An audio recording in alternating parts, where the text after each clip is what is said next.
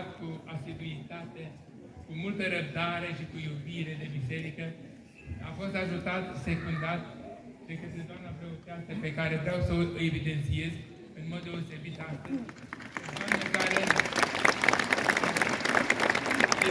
este iubită de popor, de copii și așa mai departe.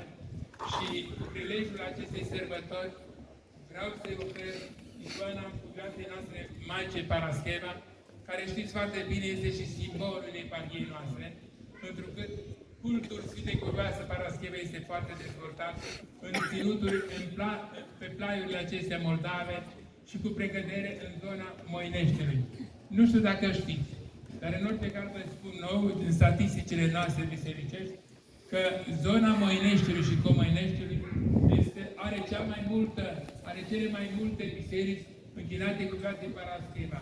Ceea ce însemnează că cultul Cuvioasei s-a răspândit foarte mult între frățiile voastre, între moșii și strămoșii noștri de viață,